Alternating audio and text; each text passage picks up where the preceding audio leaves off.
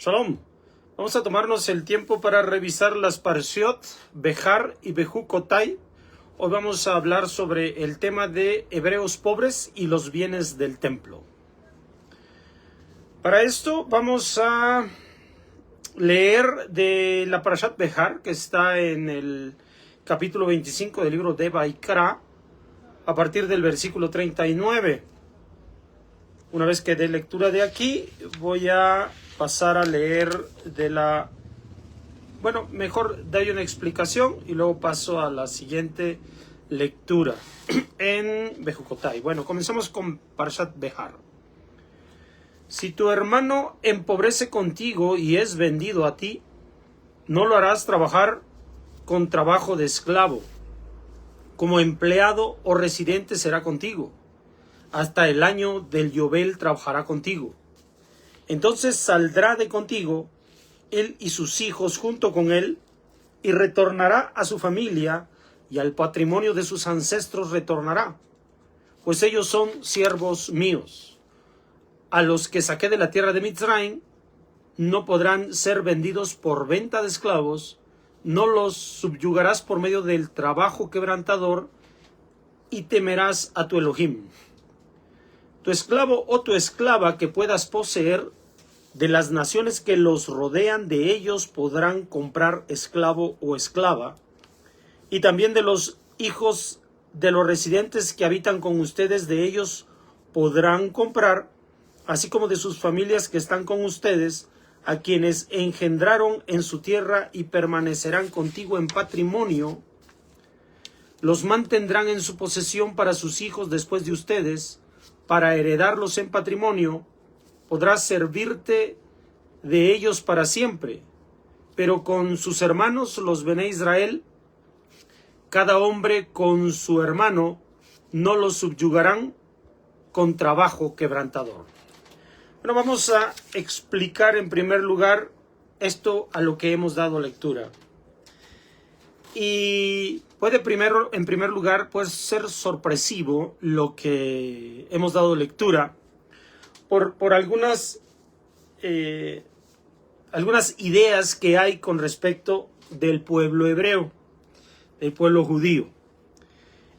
Una de las leyendas urbanas es que los hebreos, los judíos, somos ricos, tenemos buena capacidad para amasar fortunas. Pero esto es un mito, es una leyenda urbana. Cuando uno hoy en día revisa la economía de un judío, hay aproximadamente un 50% de la población judía es pobre. Y hay hasta un 70% que sí, no tienen una vida acomodada. Tal vez no están en la pobreza, pero se llega a sumar de ese 50 un 20 más y tienen una vida mediana, están en la medianía.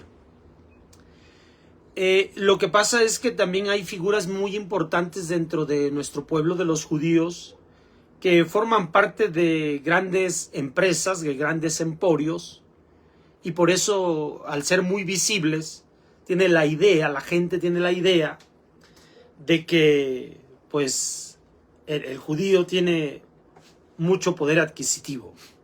Pero no. Exactamente como cualquier nación, la mayoría de los judíos pues viven en escasez, viven resolviendo el día a día.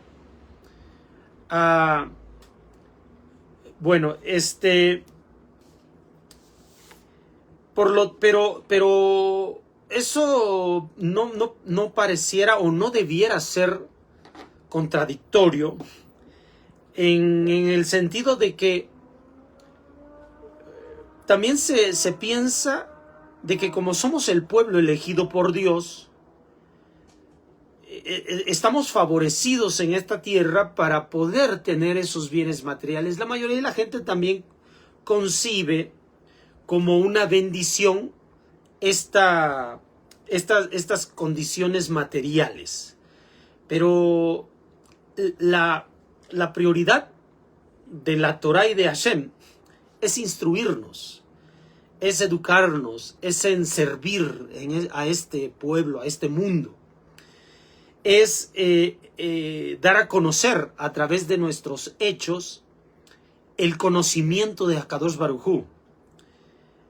Obviamente cuando estamos en medio de individuos y de personas y de sociedades muy materializadas, entonces se esperan y conectan la bendición con el bien material. Pero no, esa no es la razón. Es en parte, pero va todavía mucho más allá que eso. Bueno, ahora, ¿cómo es que la Torah puede decir si tu hermano empobrece contigo y es vendido a ti? O sea, es tanta su pobreza que tiene que ser vendida a la persona. Es decir, sus bienes materiales se han agotado, ya no tiene más lo que vender, de modo tal que tiene que vender ahora su persona. La Torah nos menciona que cuando llegue a esas instancias, una persona de entre nosotros, porque ya no puede cubrir con lo necesario para su sobrevivencia, pues entonces alguien más deberá hacerse cargo de él. Pero estamos hablando económicamente, pero no por eso lo va a usar como un esclavo. Ahora, en aquellos días, es importante conocer esto, en aquellos días la esclavitud era parte de la humanidad, era parte de las sociedades. La esclavitud tal vez no puede ser entendida del mismo modo en aquellas fechas, en aquellos tiempos y épocas, a como se conoció la esclavitud hace unos 200 años aquí en los Estados Unidos de América. Es diferente, es diferente. En aquellas tierras la esclavitud no tenía todos estos maltratos que se vieron en la esclavitud americana. Pero a final de cuentas esclavos porque servían a su amo, aun cuando su amo les daba de comer, o sea, les permitía su sobrevivencia. Entonces sacaba ventaja, por supuesto, el amo sacaba ventaja, económica sobre todo, pero al final la gente podía guardar su vida. Y les digo, a diferencia de lo que pasaba mucho en los Estados Unidos de América hace unos años. Así que la Torah contempla dentro de las leyes humanitarias el hecho de que no se le considere como esclavo a un judío, a un hebreo, aunque sí puede considerarse como esclavos a los que no son hebreos, es decir, a los de las naciones del mundo. Este aspecto debe hacernos notar que la Torah es una instrucción que tuvo realidad en estos aspectos, tuvo realidad en la vida social de aquellos días. No significa, o sea, porque el objetivo de la relación con Dios que el hombre, que el pueblo tiene con Dios, es que crezca de tal modo que pueda llevar a vivir esto que dice de amarás a tu prójimo como a ti mismo. Obviamente desde el estado de conocimiento y de moral en el que el pueblo de Israel se encontraba en aquellos días y las exigencias de aquel entorno no les permitían el desarrollo de entender que cada persona debe tener y vivir en libertad. Pero pasados todos estos años, ya debemos haber entendido que el amarás a tu prójimo como a ti mismo involucra a todos los seres humanos, por lo tanto, todos y cada uno de ellos deben ser respetados en su vida y procurar, de ser posible, en cubrir sus necesidades, en apoyar para cubrir sus necesidades como un hermano, o sea, todos prójimos. Solamente que no alcancemos todavía a desarrollarnos, vamos a entender estos conceptos como si todavía fuéramos retrasados, o sea, como si todavía estuviéramos viviendo aquellas épocas. Aquellas épocas se acabaron, por lo tanto, vivir bajo estos términos ya no es aceptable dentro de nuestro pueblo, o ya no debe ser aceptable dentro de nuestro pueblo. Sin embargo, hay una explicación, porque les he dado a conocer que la Torah son instrucciones que van a buscar desarrollar nuestro entendimiento. No es una cuestión histórica, no es una cuestión que vamos a llevar a la materialidad y solamente con el objetivo material, sino se busca desarrollar al individuo o conocer la naturaleza del ser humano. Y esto es algo que vamos a aclarar ahora. Les decía que ¿cómo es posible que la Torah mencione que pueda llegar un miembro de nuestro pueblo a empobrecer si esta parashat se llama Behar Sinai, o sea, en el monte Sinai? Estamos bajando de recibir la Torah y los mitzvot, los mandamientos. Estamos bajando de la montaña de haber contemplado la presencia de Akadosh Baruj Hu en el sentido simbólico, de haber recibido mandamientos y la voz de Akadosh Baruj Hu, de haber confesado Naseh Benishma. O sea, después de semejante evento en el que el pueblo contempló la presencia divina, ¿cómo es posible que después de haber recibido de Dios, una persona de nuestro pueblo pueda empobrecer? Como dice el texto, si tu hermano empobrece contigo y es vendido a ti, no lo harás trabajar como un trabajo de esclavo. ¿Cómo es posible que después de entrevistarnos con Hashem podamos empobrecer?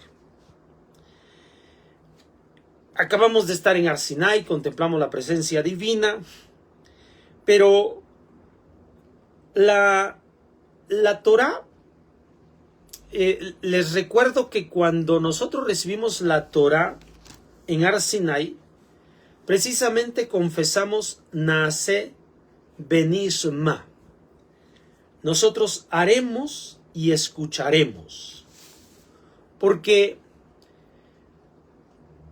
la primera forma que nosotros conocemos de servir a Dios, de ahí viene la palabra nace, de hacer algo por Dios, es precisamente la de servirlo en el sentido de atender su culto, de hacer Avodah Hashem, de ofrecer korbanot, de ofrecer sacrificios, porque esta es la idea que se usaba en todo el Levante mediterráneo para servir a los dioses.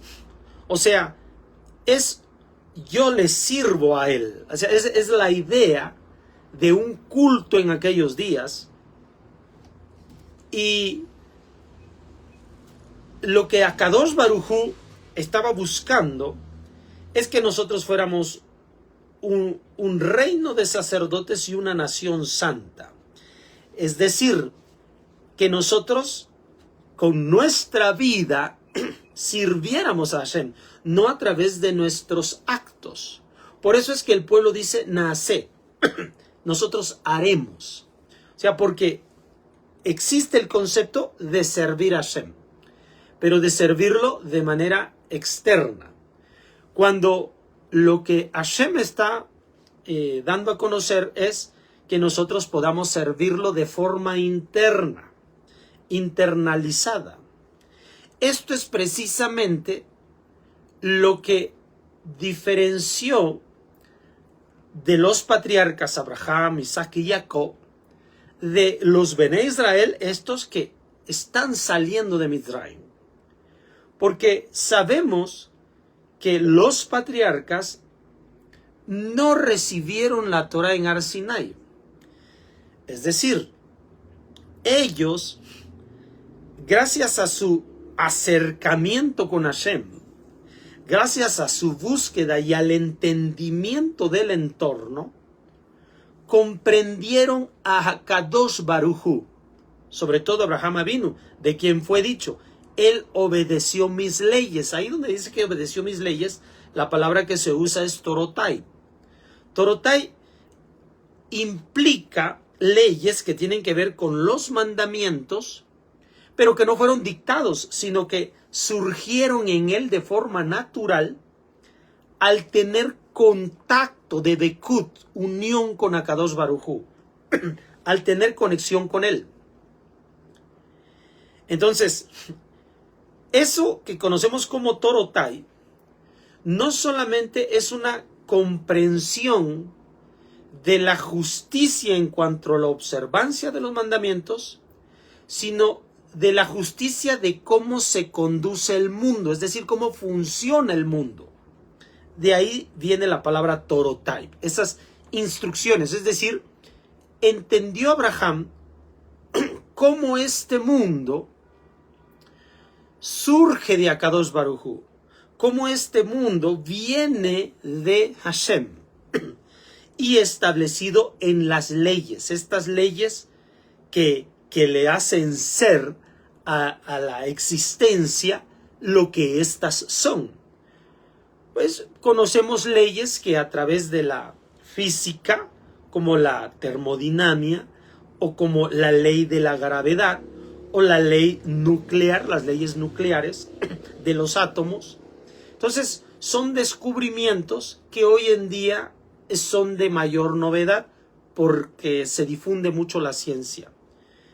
En aquellos días, en los días de Abraham, también habían leyes.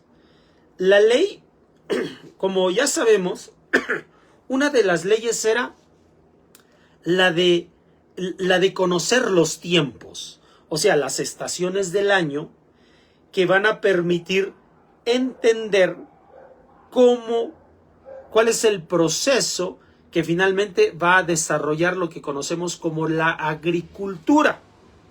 Entonces, estas son leyes que rigen este mundo. Eso es lo que se llama Torotai. O sea, estas leyes que comprende Abraham Avinu de cómo funciona el mundo. Es decir, recuerden que el Boré Olam, él es el creador del universo, y la criatura surge de él. O sea, este mundo entero surge de Hashem. La propia existencia de Hashem impone la existencia de todo esto que nos rodea ahora.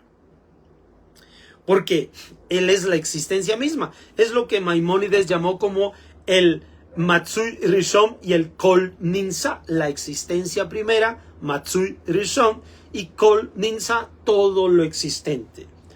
Esto, todo existente, proviene de Hashem, tanto lo visible como lo invisible y lo que hay en medio de ellos.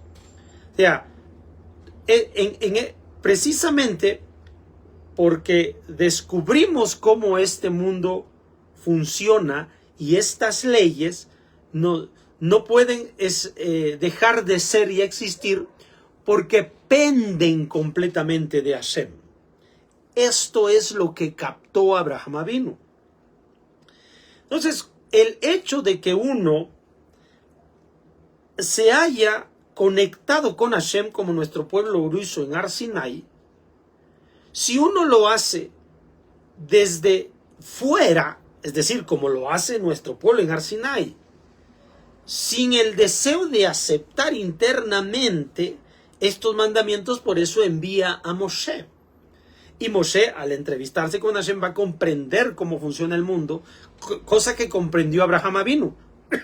Luego entonces, aun cuando la persona reciba las instrucciones de la Torah de forma externa, en forma de un conocimiento que le viene de afuera, no que le viene de dentro, que le viene de afuera, como dicen los profetas, llegará el momento en que no necesitaremos un maestro, porque Akadosh Baruj Hu pondrá sus leyes en nuestra mente y en nuestro corazón, es decir, hablará a nuestro interior, como lo hizo con Abraham, como lo hizo con Moshe. Nuestro pueblo, después de Har Sinai, recibe las instrucciones por parte de un maestro. Eso significa que no está comprendiendo las leyes. No hay un conocimiento genuino, auténtico en él. Y solamente se está acercando por la parte externa. Y estoy hablando de los mitzvot, de los mandamientos. O sea, los mandamientos tuvieron o tienen que ser enseñados porque no les han sido reveladas a las personas, porque no quieren apegarse a Kadosh Baruj Hu. Una persona que se apega a Kadosh Baruj Hu, Hashem le revela completamente su ser. Y por lo tanto sabe cómo funciona este mundo. Y esos mandamientos emanan de él, fluyen de él. Porque tocan la esencia de su ser, surgen de la esencia de su ser. Así se condujo Abraham Avinu sin que le dictaran la Torah. No le fue necesario, porque esa conexión con Hashem le reveló los mitzvot. Entonces, como no a todos les reveló los mitzvot, entonces dijo Hashem, ahora yo voy a favorecer al pueblo que está sufriendo porque yo se lo prometí a Abraham, Isaac y Jacob. ¿Por qué tiene esos alcances la promesa? Porque es gracias a esa conexión, gracias a esa revelación que tuvo Abraham, Isaac y Jacob, que ahora somos favorecidos. Ahora, el pueblo debió también del mismo modo elevarse y recibir de Hashem tal conocimiento. Pero como no está verdaderamente comprometido, como no está verdaderamente conectado con el cielo, ahora de fuera le son administrados los mitzvot, los mandamientos, por medio de los maestros. Esa es la razón por la cual la persona puede empobrecer, porque no conoce no conoce verdaderamente la esencia de Akadosh Baruj Hu. No conoce, no está conectado con el cielo. Y bueno, al final de cuentas, Akadosh Baruj Hu sabe que no todos podemos tener este apego con él, porque acarreamos sobre nosotros un entorno que nos lo impide, una tendencia, un instinto que nos lo impide. No todos tenemos ese favor del cielo. Por esa razón es que se envió a Moshe, y Moshe lo dio a conocer a los profetas a la gran asamblea, y así sucesivamente, porque de lo contrario, nuestro pueblo no podría sacar ningún beneficio de su proximidad a Hashem y su proximidad a Har Sinai. Así que se nos entregó el conocimiento, pero el conocimiento nos está viniendo de fuera. Lo importante es que el conocimiento nos venga de adentro, es decir, que nos viene de Hashem, que nos viene del cielo. Porque hay un peligro cuando nos viene de fuera, cuando nos viene de nosotros. El peligro es que podemos mirar al maestro, o el peligro es que podamos mirarnos a nosotros mismos como los capaces para poder entender esas verdades, y se deja de lado el honor al cielo. Ese es el peligro. O sea, uno es teocéntrico y el otro es antropocéntrico. Entonces, la mayoría de las veces explicamos las cosas desde nuestro punto de vista antropocéntrico y no le damos el lugar a Hashem. O sea, no le damos la preeminencia a Hashem. O sea, ese es un peligro. Y por lo tanto, podemos intelectualizar más por este método de instrucción, por este conocimiento de maestro-alumno, podemos confundir e intelectualizar más cuando en realidad lo que debemos buscar es más a Akadosh Baruj Hu. Y por eso es que termina uno la verdad. Por eso es que los maestros terminan explicando todos estos comentarios que nosotros vamos a ver de la Torá, vastos comentarios como el Talmud y desde entonces hasta la fecha, en lugar de indagar en nuestro interior. Y por eso son extensas la cantidad de libros y documentos, porque tenemos que ser instruidos de fuera.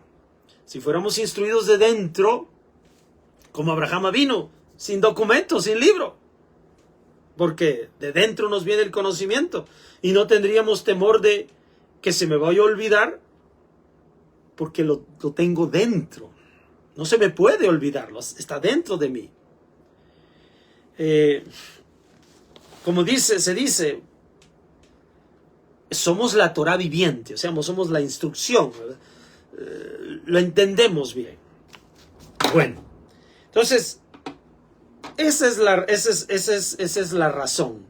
Ahora, precisamente esto que nosotros llamamos Torotai, que tiene que ver con leyes que debemos llegar y comprender, estas están con respecto de las estaciones del año y la agricultura.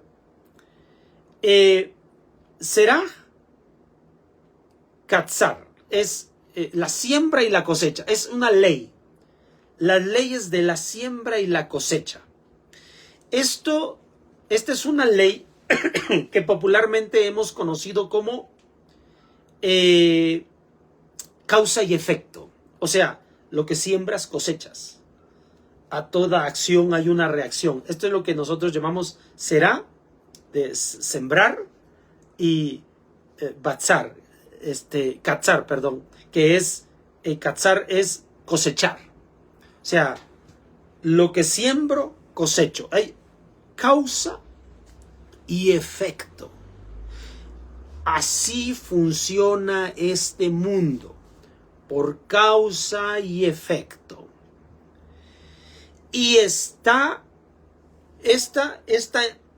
instrucción, esta Torah, esta instrucción, está revelada a través de la siembra del campo, de la agricultura. Por eso es que Hashem le dijo a Adam Arishon que lo labrara y lo plantara. O sea, que entendiera estos conceptos. Son leyes de cómo funciona este mundo. Leyes de las cuales pende la creación de Dios y está conectada con Hashem. Por lo tanto, nos revela a Hashem. Revela cómo funciona este mundo.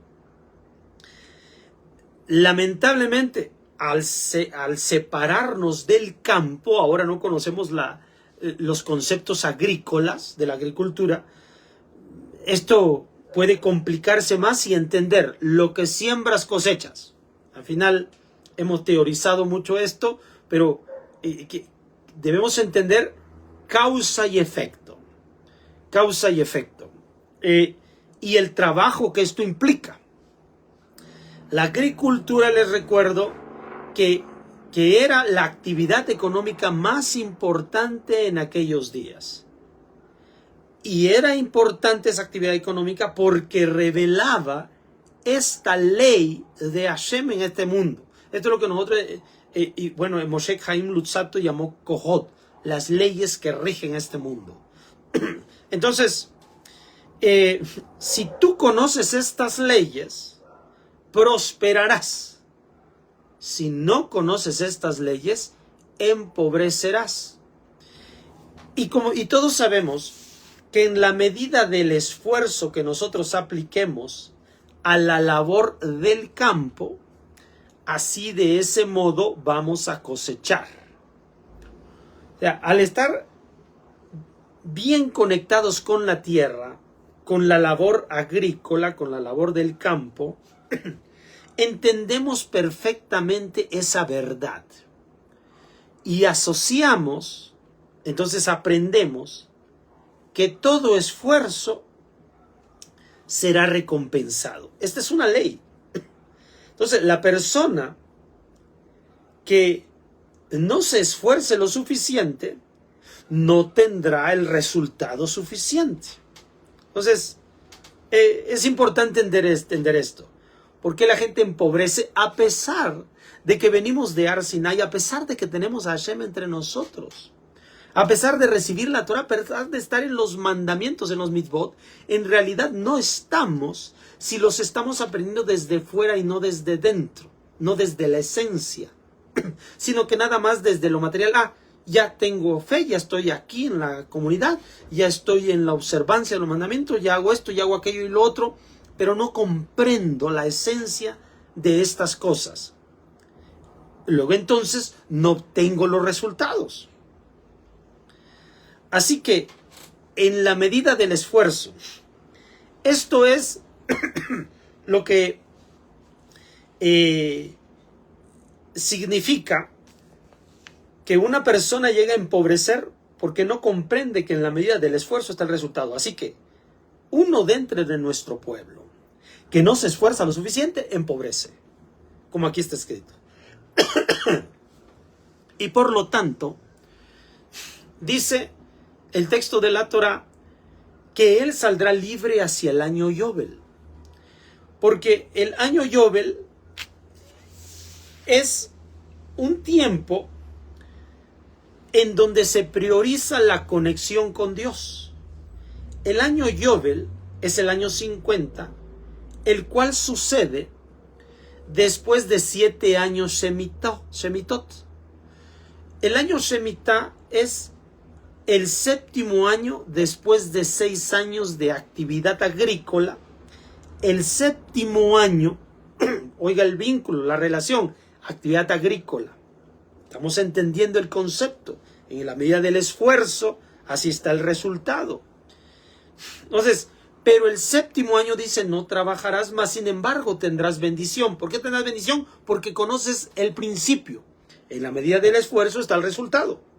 Entonces, el año Yobel es el año 50, después de 7 ciclos de años Shemitot. Porque 7 ciclos de años Shemitot son 49, 7 por 7, 49. El siguiente año es Yobel. Entonces, ¿de dónde entonces tiene origen el año Yobel? Del año Shemitah. ¿Y de dónde tiene origen el año Shemitah? Dice el texto de la Torah, que así como hay un Shabbat, así también hay un Shabbat de años con respecto de la tierra. Porque el Shabbat, del cual se viene desde el libro de Bereshit, donde comienzan todas las cosas, recuerden que Akadosh Baruj Hu hizo todas las cosas en un solo momento, en un solo instante. Pero después lo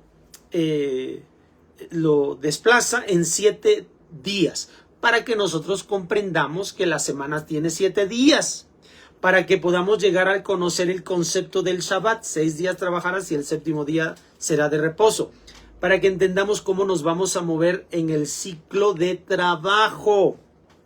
Esa es la razón por la cual está explicado de estos 7 días de la creación, porque en realidad Akadosh Baruj Hu hizo todo en un instante, pero nos lo tiene que explicar así para que entendamos el ciclo semanal, que tiene que ver con nuestra actividad laboral, y que descansamos, dice, y Akadosh Baruj Hu descansó y bendijo el 7º día, para que nosotros entendamos que hay un momento de conectividad especial en el Yobel, en Shemitah y en el Shabbat. Ese es se está trasladando la idea hasta el año Yobel.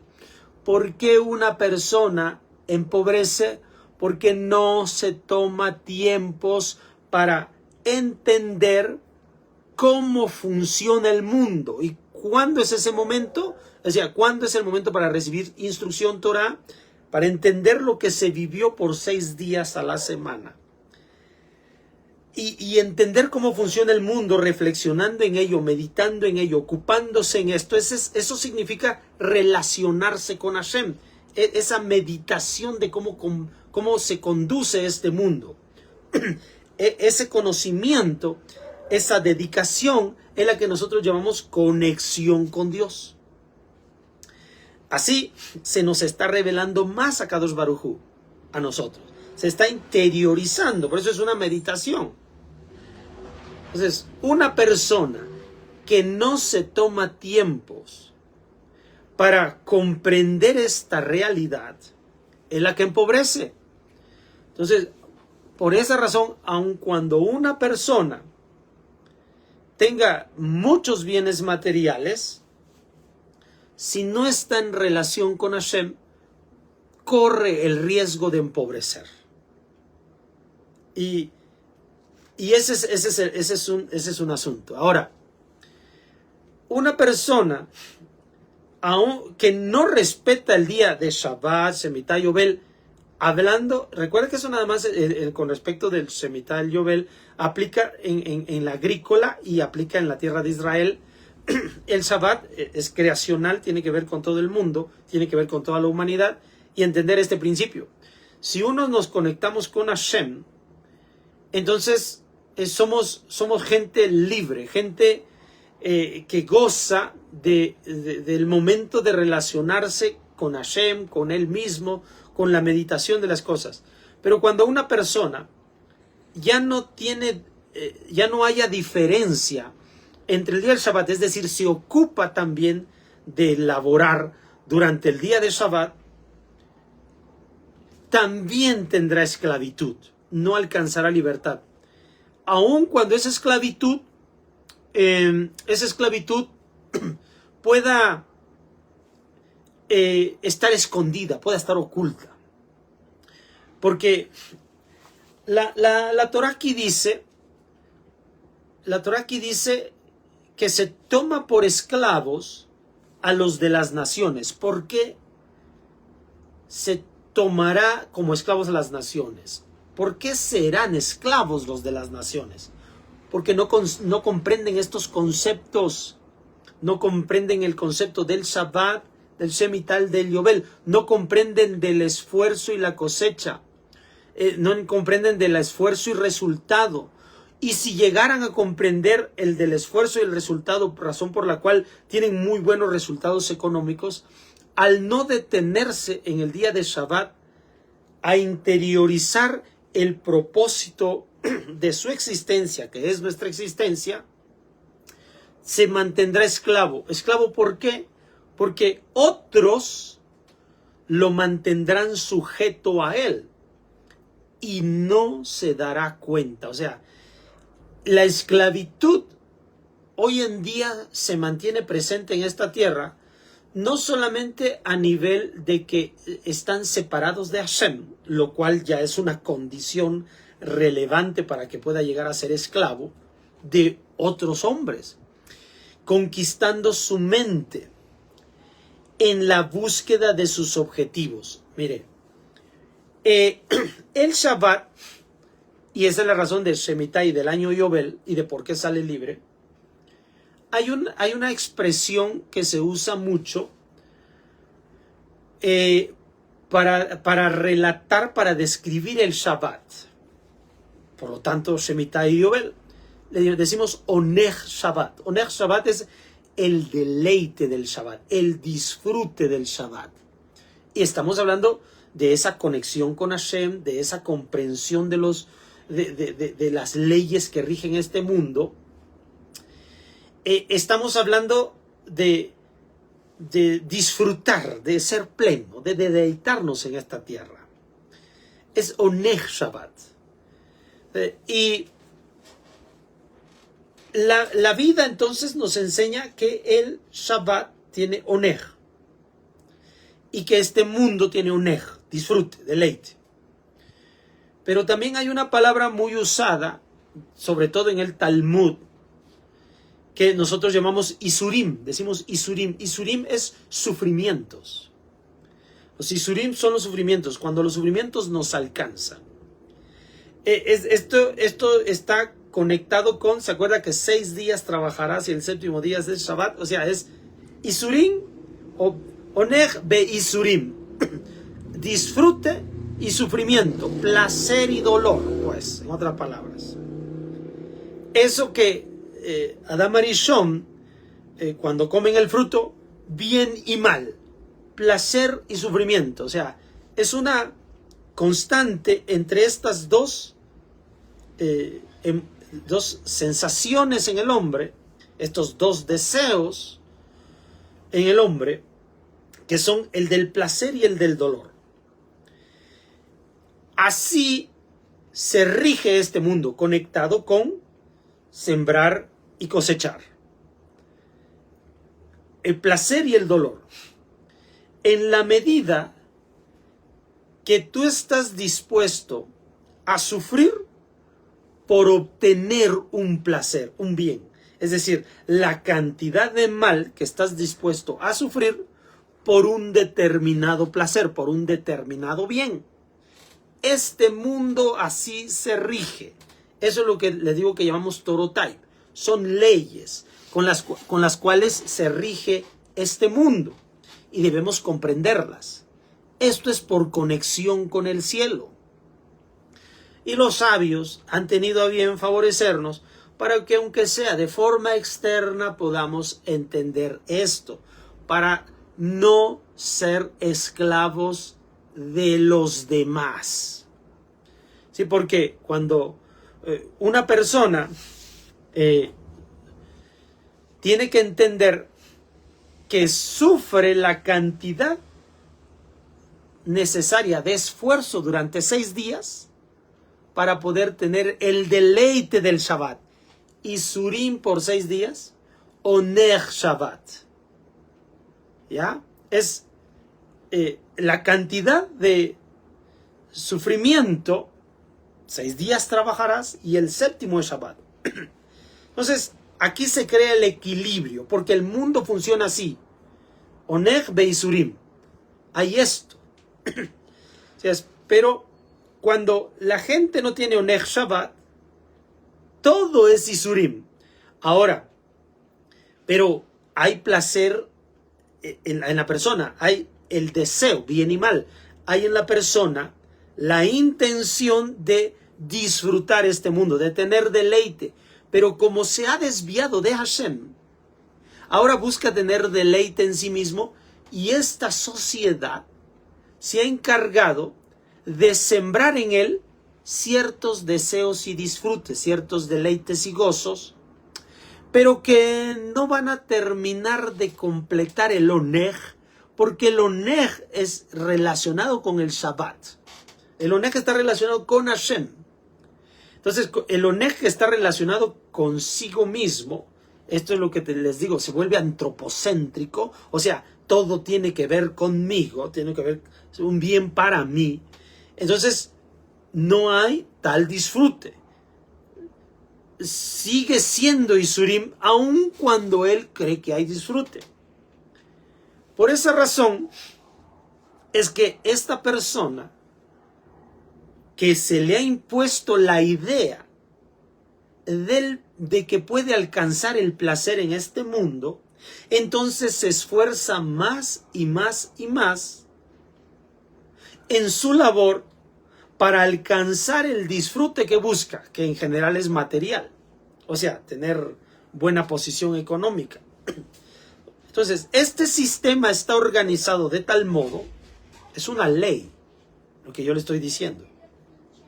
Este sistema, este mundo funciona de tal modo que la gente está con tendencia a la esclavitud. Pero ¿cómo se mueve a una persona para que no se dé cuenta que está siendo esclavo, sembrándole en su mente como si lo que busca fueran sus propios deseos. Y ese deseo en general es la posición y el enriquecimiento. Pero toda buena posición y todo buen enriquecimiento, real enriquecimiento, está basado el 99% de los casos en el entorno. Uno saldrá favorecido a obtener lo que uno quiera. Estoy hablando desde esta gente que está allá fuera del Oneg Shabbat. Aunque también los que estamos en Oneg Shabbat no deberíamos estar ahí, pero a veces estamos, o estamos, no se oiga tan feo. Luego entonces, esta situación, este entorno, al desconocer la gran mayoría de la gente que la ventaja está en el entorno, entonces les hacen saber que está en su esfuerzo. Pero ya les he dicho que está en el esfuerzo vinculado con Hashem. Pero aquí está vinculado con ellos mismos, entonces depende de ellos su esfuerzo. Entonces, en la medida de su esfuerzo va a ser recompensado. El 99% de las veces que una persona se esfuerza, no alcanza los objetivos que él ha procurado. Porque la fuerza está en el entorno. La realidad está en el entorno. Y para que una persona pueda ser completamente favorecida, debe estar en un entorno que le dé el éxito. Y esto tiene que ver con desde ya tener de origen una posición económica anterior. Como dice el dicho, yo no soy el que tiene dinero, sino que lo tienen mis padres. Desde allí viene el principio. Desde la buena educación que los padres tienen y le van a brindar a sus hijos. Desde las buenas escuelas donde ellos van a ubicar a sus hijos. Desde la buena relación matrimonial que hay en ese hogar, va a favorecer a sus hijos. Desde los amigos con los cuales estas familias conviven, desde los hábitos que se forman, desde la colonia donde viven, para poder tener relaciones e introducir a sus hijos donde salgan más favorecidos. Donde al tener relaciones con las mejores instituciones educativas, donde conocerán también a los hijos de otros ricos, ellos van a poder tener esas relaciones públicas que les permitirán el día de mañana hacer negocios con ellos. Entonces, todo eso va favoreciendo el entorno. Eso y mucho más. Desde la buena alimentación, desde la buena vestidura, todo tiene que ver para que tenga éxito la persona. Pero la persona debe estar consciente de que esto debe ser así. Ahora, hay un dicho que le dicen a la persona para que le eche muchas ganas y se esfuerce. Ese esfuerzo va a ser cosechado no por él, porque la mayoría de las veces no lo alcanza, pero por el dueño y controlador del entorno, sí. Por eso es que siempre le está diciendo a él, esfuérzate, esfuérzate, esfuérzate, porque en la medida que él se esfuerce, en realidad el éxito es del que ya está encumbrado, del que ya está posicionado. Es decir, de todo que tiene todo esto favorecido. Una persona que no tiene ninguno de estos favores, ventajas en su entorno, es decir, sus padres vienen de la pobreza, no va a tener los mismos alcances y aspiraciones del que vino en la riqueza. Tuvo que comer lo que pudo. Como tenía que trabajar tanto el padre o la madre, o a veces ambos, no hubo la oportunidad de tener el tiempo para educarlo, corregirlo, apoyarlo, entusiasmarlo. Si ese matrimonio no tiene buenas relaciones, porque precisamente lo que falta es el alimento, el buen apoyo, la convivencia, una separación de ese matrimonio, violencia en ese hogar, todo eso va desfavoreciendo, va poniendo en desventaja al individuo. Por lo tanto, si vive también en un entorno donde ya hay pobreza, donde los alcances educativos son demasiado cortos, donde lo más que puede es encontrar a ciertas personas de un nivel en el cual todos están batallando y sufriendo, no tiene las mismas oportunidades que aquel que nació encumbrado. Sin embargo, les digo, desde los que manejan el entorno le están diciendo: el que es perico donde quieres verde. Tú apóyate, échale ganas, haz esto, haz aquello, es lo otro. Los mismos que descompusieron el entorno donde él nació, donde él se está desarrollando, lo están animando a salir adelante, porque en la medida de ese esfuerzo, porque al final de cuentas él trabajará para estos y sacarán ventaja.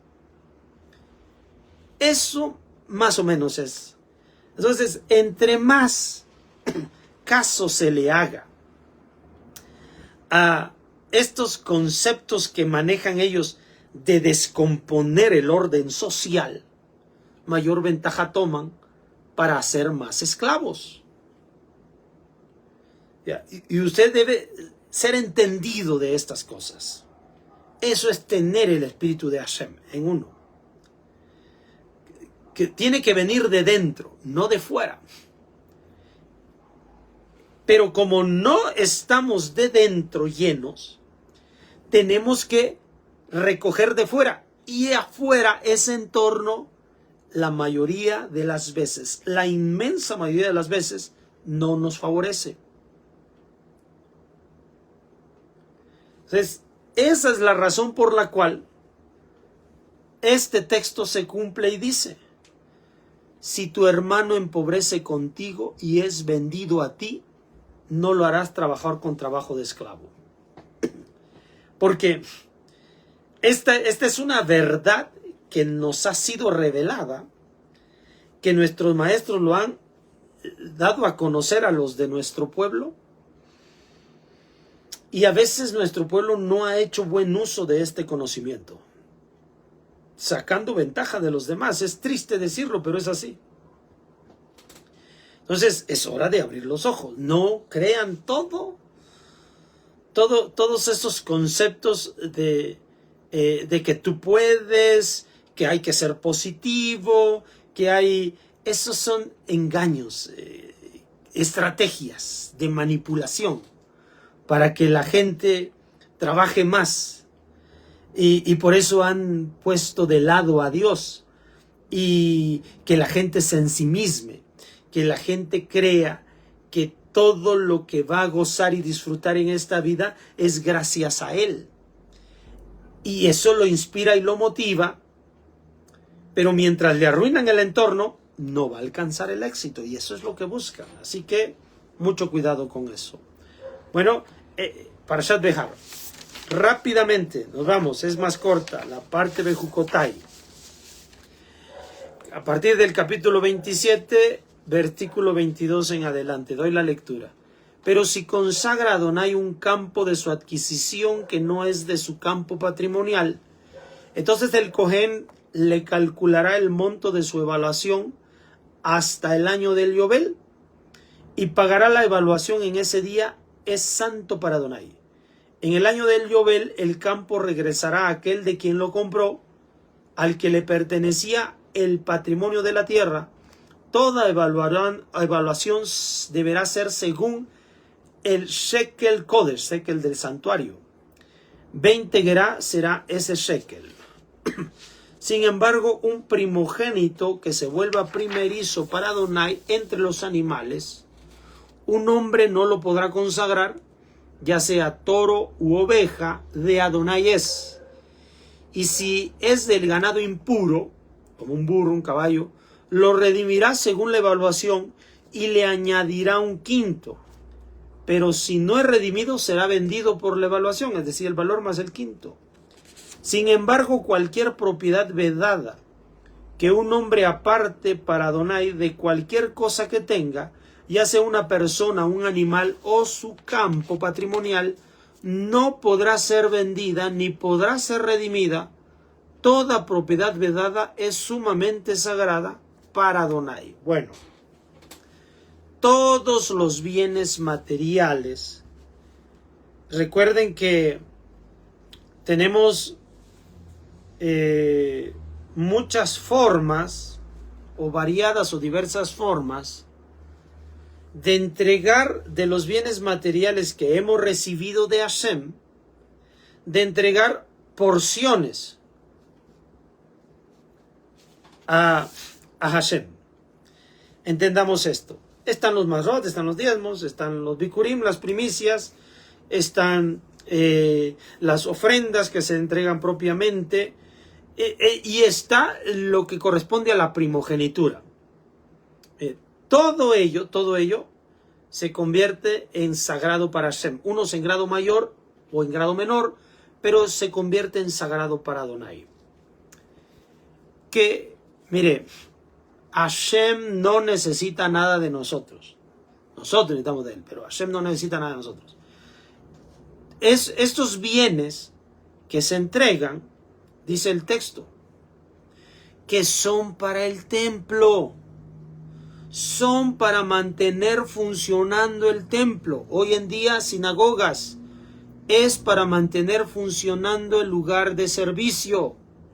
Para eso son entregados los bienes materiales. No son para Dios.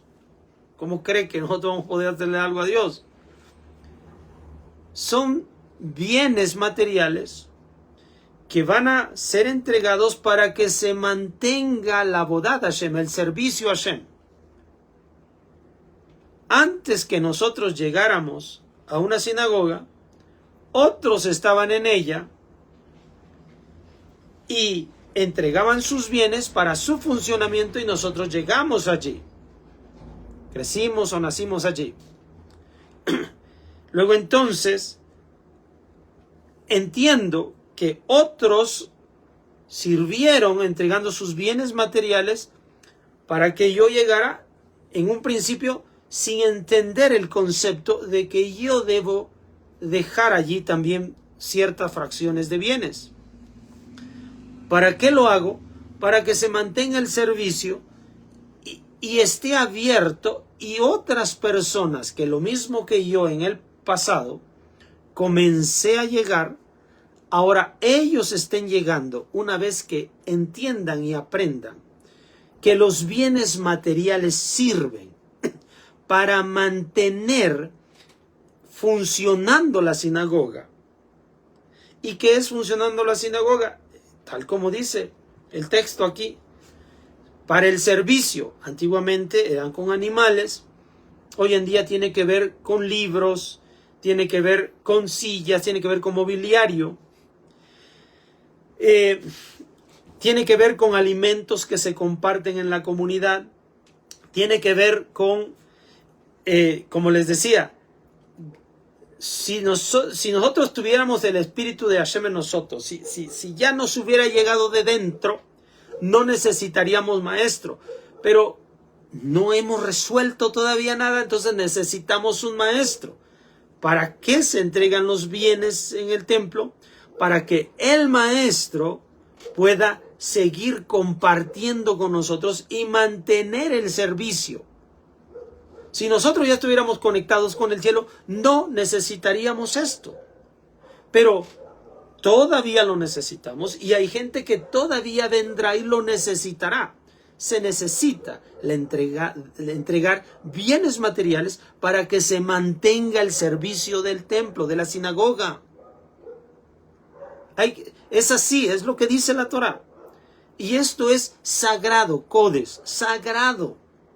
Entonces debe uno tener en cuenta que tiene que usarse únicamente en eso. Y la prioridad es la enseñanza. La prioridad es la enseñanza. Por eso uno debe entregar de sus bienes.